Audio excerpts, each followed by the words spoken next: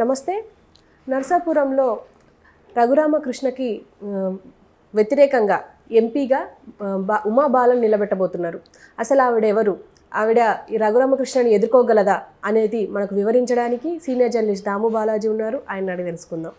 నమస్తే సార్. నమస్తే sir. Raghurama Krishna already మనకు నోన్ పర్సన్ అండ్ పవర్ఫుల్ నేత కూడా. ఆయనకి వ్యతిరేకంగా ఇప్పుడు ఉమాబాల నిలబెట్టబోతున్నారు. అసలు ఆవిడ బ్యాక్గ్రౌండ్ ఏంటి, అసలు ఆవిడ ఎదుర్కోగలదా ఈయన తాటిని? రఘురామకృష్ణరాజు అంటే ఇంకా ఆయన తెలియని వాళ్ళు ఎవరు లేరు. ఆయన 24 hours ఆయన టార్గెట్ జగన్కి వ్యతిరేకంగా ఇంక ఏ పార్టీ, తెలుగుదేశం కానీ జనసేనలో కూడా ఎవరు అలా పోరాడలేదు. సో అలాగే ఆయన పోరాడడం అంటే మీడియా పోరాటం ఆయనది, ఇంకా వేరే పోరాటం ఏమీ లేదు. మీడియాలో కూర్చొని రోజు పంచాయతీ ఇలాగా మాట్లాడుతూ ఉండడం, ఏదో ఒకటి రోజు జగన్కి వ్యతిరేకంగా మాట్లాడడం. ఆయనకి ఉన్న నేచర్ ఏంటంటే ఆయన నర్సాపురం కాబట్టి అక్కడ ఉండే వెటకారం అంతా, రాజుగారి వెటకారం అంతా ఈయనలో కూడా ఉంటుంది. సో ఆ వెటకారంగా మాట్లాడడం, అందువల్ల ఎంటర్టైన్ అవుతుంటారు ఆడియన్స్ కూడా. ఆయన వీడియోస్కి వ్యూస్ కూడా బాగుంటాయి. రెండోది, ఆయన మా పార్టీ మా లీడర్ అని చెప్తూనే తిడుతుంటాడు కాబట్టి ఆ రకంగా కూడా ఆయనకి ఆయన్ని వైసీపీ ఏమీ చేయలేకపోయింది. ఎందుకంటే ఆయన బీజేపీకి దగ్గరగా ఉంటాడు. నిజానికి ఆయన బ్యాంకులకి వేలాది కోట్లు డబ్బులు ఎగ్గొట్టిన ఆరోపణలు ఉన్నా కూడా బీజేపీకి ఆయన దగ్గరగా ఉండడం వల్ల ఢిల్లీలో సో ఆయనకి ఏ రకమైన ఇబ్బంది కూడా లీగల్గా రాలేదు. ఫైనల్గా ఒకరోజు సెడేషన్ యాక్ట్ కింద, రాజద్రోహం యాక్ట్ కింద ఆయన పెట్టి కొట్టారని ఆయన ఆరోపించాడు సిఐడి వాళ్ళు. బట్ అదేమీ కోర్టులో ప్రూవ్ కాలేదు కాబట్టి అదేం జరగలేదు. ఏదేమైనా ఆయన గత 4.5 ఏళ్ల నుంచి ఆయన నియోజకవర్గానికి రాలేదు. మొదటిసారిగా మొన్న సంక్రాంతికి కోర్టు పర్మిషన్ తీసుకొని సెక్యూరిటీ పెట్టుకొని ఫస్ట్ టైం వచ్చాడు.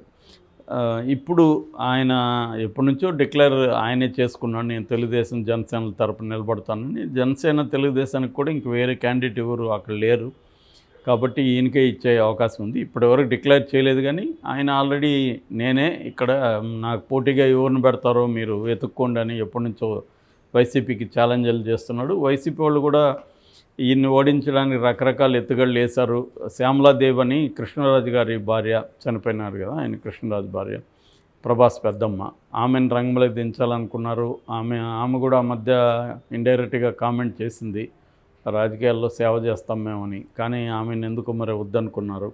ఆ తర్వాత సీనియర్ జర్నలిస్ట్ ఒక ఆమె శ్వేతా వర్మని, ఆమెను పెడదాం అనుకున్నారు, అది కాలేదు. దాని తర్వాత గోకరాజు రంగరాజు వాళ్ళ అబ్బాయి జీవికే రంగరాజు, అతన్ని ఇంతకుముందు గోకరాజు రంగరాజు ఎంపీగా ఉన్నాడు అక్కడ, అతన్ని పెడదాం అనుకున్నారు. ఎందుకంటే నరసాపురంలో ఒక 2-3 తప్ప, అంటే చేగొండ హరిరామ జోగయ్య, తర్వాత కొత్తపల్లి సుబ్బారాయుడు, వీళ్ళు తప్ప మిగతా అంతా కూడా రాజులే. అక్కడ 57 ఏమో 62 అనుకోండి, నియోజకవర్గం స్టార్ట్ అయినప్పటి నుంచి కూడా అక్కడ ప్రధానంగా రాజులే గెలుస్తూ వస్తున్నారు. కనుమూరి బాపిరాజు, కృష్ణంరాజు, కనుమూరి బాపిరాజు 2 సార్లు గెలిచాడు. తర్వాత గోకరాజు రంగరాజు, రఘురామకృష్ణరాజు, వీళ్ళే గెలిచారు తప్ప రాజులే వేరే వాళ్ళు గెలిచింది ఈ 2 సందర్భాల్లోనే. ఒకటి చేకొండ హరిరామ జోగయ్య, ఆయన కాంగ్రెస్ తరఫున 2004లో గెలిచారు. తర్వాత కొత్తపల్లి సుబ్బారాయుడు 96లో గెలిచారు. 99లో బీజేపీ నుంచి కృష్ణరాజు గారు గెలిచారు. అలాగే అది ఇంపార్టెంట్ నియోజకవర్గం. రెండో దాంట్లో దాదాపు 7 అసెంబ్లీ సెగ్మెంట్లు కూడా ఉన్నాయి. ఆచంట, పాలకొల్లు, నర్సాపురం, తర్వాత ఉండి, తణుకు, భీమవరం, తాడిపల్లిగూడెం, ఈ 7 కూడా అక్కడ ఉన్నాయన్నమాట. సో జగన్ అయితే అక్కడ ఒక డ్రాస్టిక్ స్టెప్ తీసుకున్నాడు.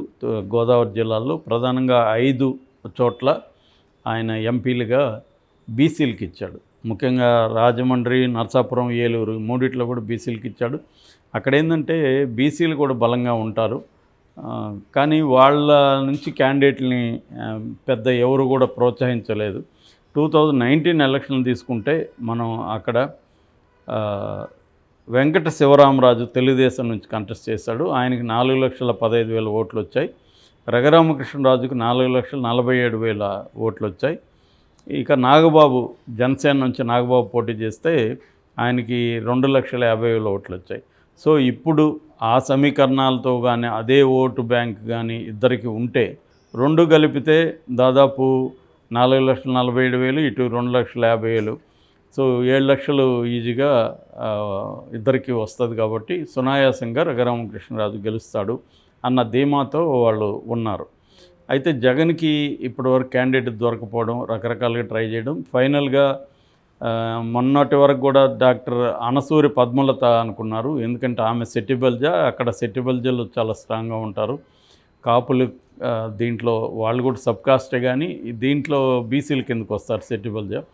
సో వాళ్ళ నుంచి పెడితే బలంగా ఉంటుందని డాక్టర్ పద్మావతి అనుకున్నారు. బట్ మళ్ళీ ఆమెను ముందు అనౌన్స్ చేశారు. మళ్ళీ 6వ లిస్టులో ఆమెను తీసేసి ఈ గూడూరి ఉమాబాలను పెట్టారు. ఈమె 95 నుంచి కూడా రాజకీయాల్లో ఉంది, 2 దశాబ్దాలుగా ఉంది. ఆమె బేసిక్గా అడ్వకేటు, గోల్డ్ మెడలిస్టు. తర్వాత 95లో భీమవరంలో కౌన్సిలర్గా ఆమె లైఫ్ స్టార్ట్ అయింది, పొలిటికల్ లైఫ్, కాంగ్రెస్లో ఉన్నింది. దాని తర్వాత 2001లో చైర్పర్సన్గా కూడా, కౌన్సిల్ చైర్పర్సన్గా ఆమె పోటీ చేసింది.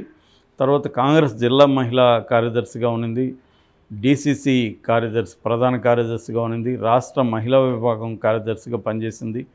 ద్వారకా తిరుమల దేవస్థానానికి ట్రస్ట్ మండలి సభ్యురాలుగా ఉన్నింది, ట్రస్టీగా. సో ఇప్పుడు మహిళా కాంగ్రెస్ అధ్యక్షురాలుగా ఉంది వైసీపీ తరపున. సో మొన్న మధ్య జగన్ పోయినప్పుడు కూడా ఆమె స్టేజ్ మీద కూడా పిలవలేదు. కింద ఆమె నమస్తే పెట్టినప్పుడు ఆమె తల మీద చేపెట్టి ఆశీర్వదించి వచ్చేసాడు. ఆమె చెల్లెలుగా భావిస్తుంటాడు జగన్, చెల్లెలని పిలుస్తుంటాడు. సో అప్పుడు కూడా ఎవరు ఎక్స్పెక్ట్ చేయలేదు. సడన్గా ఇప్పుడు ఈమెను తీసుకొచ్చారు. మరి ఈమె రఘురామకృష్ణరాజుకి పోటీ ఇవ్వగలదా అన్నప్పుడు ఒక రాడికల్ స్టెప్గా చెప్పుకోవచ్చు. ఎందుకంటే ఇప్పటివరకు అక్కడ మహిళా అభ్యర్థి ఇంతవరకు లేదు. ఫస్ట్ టైం మహిళా అభ్యర్థి, బీసీ మహిళా అభ్యర్థి. సో ఇది ఇప్పటివరకు లేదు కాబట్టి, ఒక బీసీ మహిళా అభ్యర్థి ఫస్ట్ టైం కాబట్టి ఛాన్స్ ఉంది అని అంటున్నారు. రెండోది రఘురామకృష్ణరాజుకు ఉండే నెగిటివ్ ఏంటంటే, ఆయన ఇంతకుముందు కాగితం పులి అనేవాళ్ళు, అట్లా ఆయన టీవీ పులి లేదా డిజిటల్ పులి, అంతే తప్ప రియల్ పులి కాదు.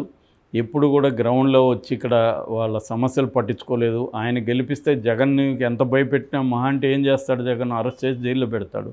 నువ్వు ప్రజల కోసం వచ్చి ప్రజల సమస్యలతో పాల్గొని అరెస్ట్ అయినా కూడా పేరు వచ్చిండేది.